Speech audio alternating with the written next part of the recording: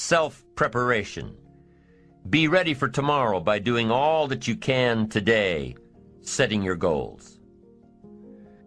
Set a goal that will make you stretch for what it will make of you to achieve it.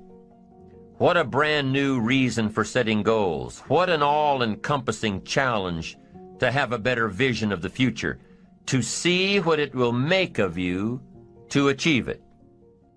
So there you have the two components of positive self-direction. Number one, self-knowledge, knowing who you are and what you want to do with your life. And number two, self-preparation, getting ready for the opportunities before they come your way. You need both aspects for positive self-direction, figuring out who you are and what you want, and being prepared for the day you reach your goals, being ready, being worthy, becoming the person you need to be in pursuit of what you want. What good is an opportunity if you're not prepared to take advantage of it? It's no good. Won't do a thing for you. Be prepared. Self-preparation. The benefits are, number one, it moves you toward your goals, and number two, it refuels your ambition. Be prepared. Get ready. This method of self-preparation involves 3 steps. Step 1. Carefully consider where the next opportunity for reaching your goal will originate. Where will it come from? Will it come from networking with your colleagues? Will it come from reading the last book that you bought? The book that's still sitting on your shelf waiting to give you some answers? Will it come from you taking the time to think it out? Where will it come from? The next opportunity that will push you forward. If you don't know, here's what you have to do. For each major goal of yours, the top priorities on your list, for each of these, take out a separate piece of paper, 1 single sheet per major goal, write down your goal at the top, and start listing all reasonable resources. Write down every possible place that you could find the opportunity to achieve this goal.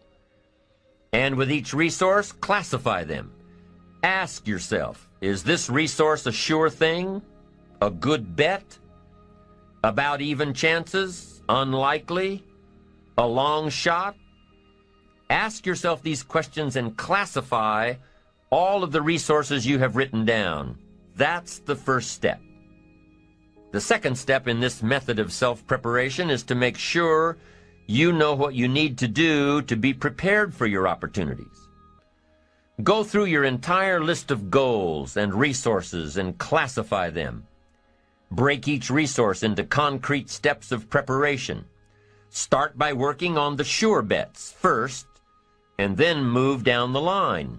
The long shots will come through every so often, but start with the resources that will serve you best now. Get ready for the opportunities before they come your way. Step 3 in the self-preparation method is to do all you can to make each opportunity more likely to happen. After you've determined what you have to do to get ready, to be prepared, after you've determined this, see what you can do to expedite the process. What can you do to increase the likelihood of this opportunity? Go over it and over it and over it. Use these 3 methods again and again as you assess where you are now and where you have to go next to keep moving toward the achievements that are most important to you. Step 1, consider your resources. Step 2, determine what you have to do to get ready. Step 3, expedite the opportunities.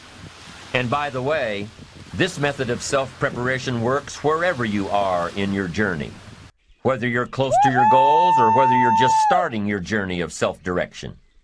This method works.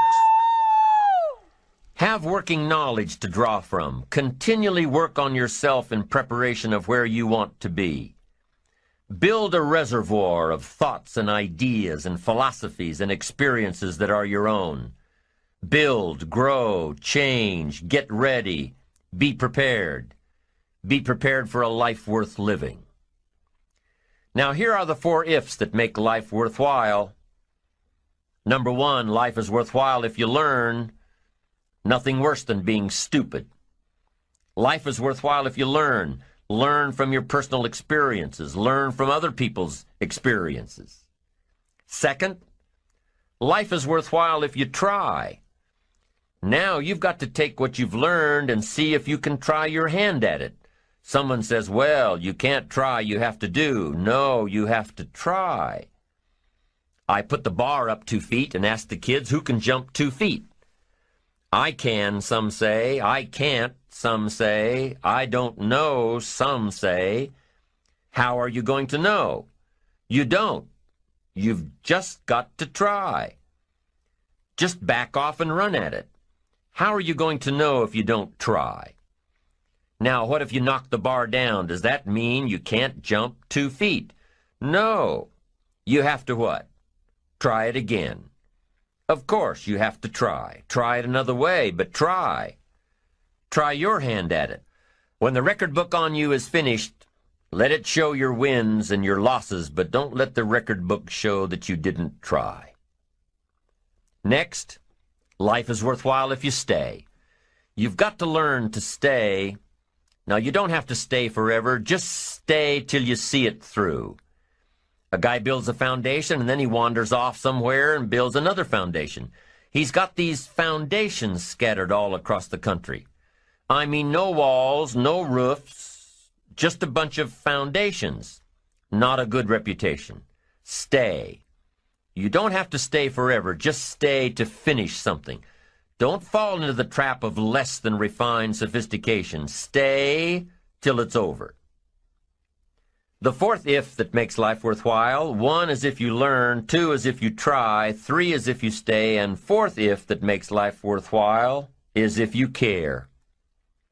Caring is a unique human experience that is so vital and so powerful and so all-encompassing and so far-reaching. If you care at all, you'll get some results. If you care enough, you can get magnificent results. To lead a life worth living, you've got to learn, you've got to try, you've got to stay, and you've got to care. Taking responsibility for your own life, taking responsibility for whatever happens to you, knowing that you have consciously made the decisions that are now affecting you, knowing that what is happening now, today, is the direct result of your activity, what you did yesterday. Self-reliance is basically counting on yourself. Now, being self-reliant doesn't mean you can't work with others or trust others. Self-reliance means counting on yourself, trusting yourself, being confident with yourself, being responsible to yourself, trusting your own instincts, trusting the conclusions that you have developed from your study of experiences and philosophies, taking the credit that is due you, learning from the mistakes that you have made, being self-reliant. Gestalt psychologists give an example of being self-reliant. They say that you're responsible for getting caught in the rain. They say that by deciding not to carry an umbrella every day, you have made the decision to endure an occasional drenching. Translation: by not being prepared, you make the choice of getting caught in some of life's unpleasant circumstances. Be they rain, failures, economic losses, relationship losses, professional losses, personal losses. By not being prepared, thinking ahead, it's your choice. Now here's the other side of it. By being prepared, you increase your chances of success. You increase the likelihood. By being prepared, you increase your chances of success, of seizing opportunities when they come your way, of being ready within yourself to take advantage of once-in-a-lifetime situations. Some people tend to blame others for their mistakes, blame others for their failures. Somebody says, it's not my fault the report isn't done, so-and-so didn't do their part. Of course it's your fault. It's your report too. It's your responsibility to see that everyone you delegated work to does their part. Now, you can't control what others around you do, but it's in your own best self-interest, your enlightened self-interest, that you stay on top of things, especially if it's going to affect your future. You think your boss cares that John didn't do his part? You think he sees John as the bad guy? Of course not. All he sees is that the report isn't done, bottom line. Be responsible for the things that affect you. You can make sure you're more responsible by checking in with those people who are working with you, the people who make up your team. You can be more responsible by saying, "Hey, John, how are you doing with your part? Do you need some help? Can we put somebody else in here to help you finish?" Now, if John consistently doesn't handle his part, you've got to replace John. If he isn't doing his share, you've got to find somebody that will. Or what? It will negatively affect you.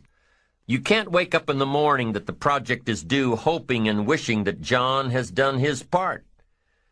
No, you've got to be responsible because it's going to affect your career too. Now, my approach to my better future very early on in my career was to just go through the day with my fingers crossed. And I used to say something like, "I sure hope things will change for the better." Then here's what I found out. They're not going to change. Somebody says, "Well then, how will my life ever change?" Answer, when you change. When you change, when you get better, it'll get better. If you change, it'll all change. Don't put it on someone else. Hope that someone else will change it for you. Take responsibility for yourself.